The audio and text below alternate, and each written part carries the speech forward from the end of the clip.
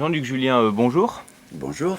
Vous avez publié aux éditions L'Harmattan, Entre agronomie et agriculture, la station agronomique de l'Aisne, 120 ans de recherche-développement. Alors, avant de rentrer dans le vif du sujet, pouvez-vous, s'il vous plaît, nous expliquer tout d'abord ce qu'est une station agronomique? Alors les stations agronomiques ont été inventées créées il y a plus de 100 ans, à la fin du 19e siècle, pour accompagner le développement de l'agriculture. Et elles étaient chargées à la fois de recueillir les questions que se posaient les agriculteurs et puis de leur donner des éléments de réponse, de leur permettre de mieux produire.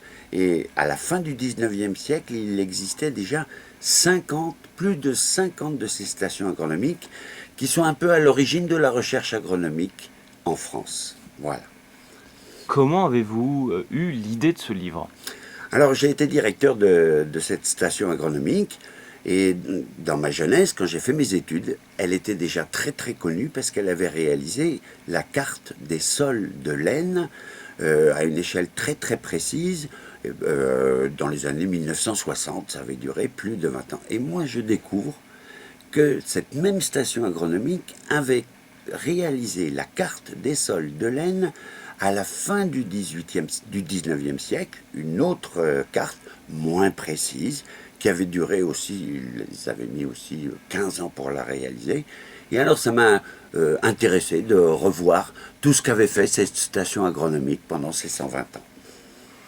Alors, on découvre dans votre livre, entre autres, que la station agronomique de l'Aisne, justement, est à l'origine de nombreuses innovations, en plus de cette carte, des innovations qui concernent l'agriculture. Quelle est, selon vous, la plus importante? Alors, c'est vrai qu'elle en a créé beaucoup, mais il y en a une qui a marqué la France entière. C'est un petit peu technique, c'est l'invention, parce que c'est une vraie invention, du bilan prévisionnel de l'azote. Ça permet aux agriculteurs de calculer, de prévoir quelle est la quantité d'azote qu'il va falloir mettre sur les cultures. Cette quantité varie énormément d'une année sur l'autre, ça varie beaucoup suivant les cultures, et ça permet aux agriculteurs de bien calculer la quantité de cet engrais qu'il faut mettre aux plantes, tout en préservant l'environnement, en ayant un bon rendement. Et cette invention a été reprise par la France entière.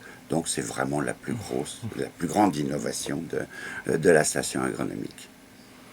Alors, votre livre fourmille d'anecdotes, de personnalités très diverses le long de ces 120 ans de recherche-développement. Est-ce que vous pouvez nous en dire un peu plus? Alors c'est vrai que 120 ans c'est très long et la station agronomique était à l'interface entre la recherche agronomique et puis l'agriculture. Et elle a été bien sûr très très dépendante de l'évolution de l'agriculture de ce département, du département de l'Aisne. Donc là, on va retrouver plein de personnages très importants, des agriculteurs qui ont marqué à la fois l'agriculture de l'Aisne et l'agriculture française, parce qu'ils ont été responsables syndicaux, etc. Ensuite, c'était une création du conseil départemental de l'Aisne. Et là, donc ce sont des politiques qui se sont intéressés à cet appui qu'ils donnaient à l'agriculture. Et donc on va rencontrer, là encore, des politiques étonnants. Bon, j'en cite un parce qu'il n'est pas du tout connu. Il s'appelle Waddington, un nom anglais. Et il était, alors à l'époque où on parle de limiter le cumul des mandats, eh bien il était à la fois sénateur de l'Aisne, maire de son village et ambassadeur de France en Angleterre. Bon, vous voyez des personnages comme ça. Et puis il y a aussi des chercheurs. Et des chercheurs, vraiment des personnages étonnants qui avaient à la fois cette culture de la recherche, parce que c'est un métier très difficile la recherche, mais aussi cette culture de transmettre leurs connaissances vers les agriculteurs. Donc on rencontre beaucoup de gens, puis le livre est émaillé d'histoires de fermes de laine, parce que l'Aisne, c'est un pays, pour ceux qui ne connaissent pas, ce sont des grandes plaines qui sont sur un sol qui est très très riche et qui permet de bien produire. Et dans l'Aisne, les fermes, dès le départ, avaient des tailles imposantes, simplement parce que c'était des fermes qui venaient des monastères.